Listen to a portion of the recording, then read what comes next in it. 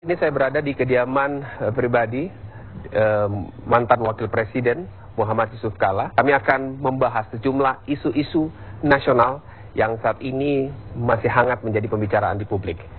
Dan saat ini sudah ada tepat di sebelah saya mantan Wakil Presiden Bapak Muhammad Yusuf Kalla. Selamat pagi Pak. Pagi. Apa kabar Pak? Baik, alhamdulillah. Alhamdulillah baik Pak ya. Alhamdulillah.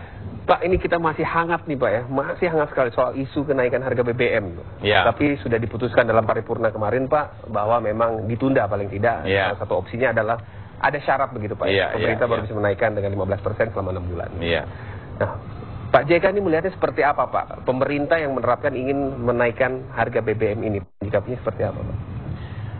Iya, soal BBM ini jangan kita lihat naik atau tidak naik sebenarnya. Sebenarnya itu memang langkahnya, tetapi esensinya adalah ada kenaikan minyak dunia sehingga otomatis harga pokok naik. Sekarang pilihannya cuma dua kan, bahwa kenaikan itu siapa yang bayar? Pemerintah kah, artinya uang rakyat kah, atau yang pemakainya yang bayar? Nah sekarang diputuskan yang bayar pemerintah. Artinya pemerintah dua kemungkinannya.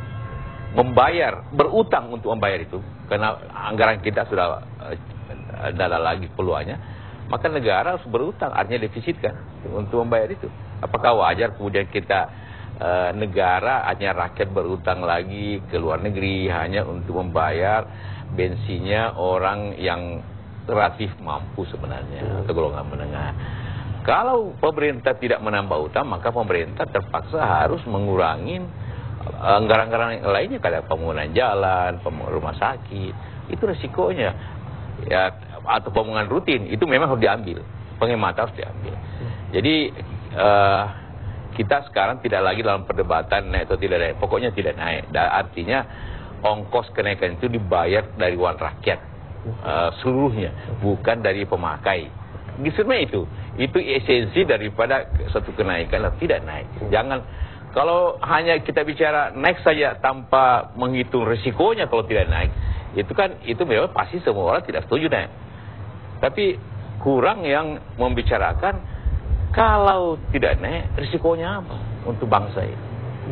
Ya, itu sebenarnya esensi daripada kalau kita bicara ini. Ya sekarang kita sudah setuju tidak naik, tapi sambil menunggu syaratnya itu. Iya. Tapi sementara rakyat melihat Pak, ini baru rencana saja sejumlah harga kebutuhan pokok sudah naik Pak. Itu namanya efek fisiologis sebenarnya. Itu akibat daripada karena pemerintah terlalu lama berdiskusi, menanya berbagai pihak, naik tidak naik, naik tidak naik. Akibatnya terjadi fisiologi kenaikan itu. Sebenarnya efek langsung daripada suatu kenaikan itu tidak besar sebenarnya. Tidak besar. Kalau contohnya ya kita lihat. Kalau Anda naik mobil, pakainya naik motor 1.500 naik 1.500 per liter, maka Anda punya kenaikan 1.500 per liter. Sebenarnya itu sama dengan 5 kali SMS kan? Kan sebenarnya bagi masyarakat ini ya kurangi saja SMS, kurangi Facebook, macam-macam. Sama-sama kita berkorban lah. Memang ada kenaikan pasti angkutan, pasti. Tapi kemudian itulah maka pemerintah harus mensubsidi kembali. Gitu. Tapi saya kira kita bukan waktunya lagi untuk berbicara naik atau tidak naik, karena jelasnya keputusan bersama tidak naik apabila syarat-syarat tadi 6 bulan tidak dipenuhi.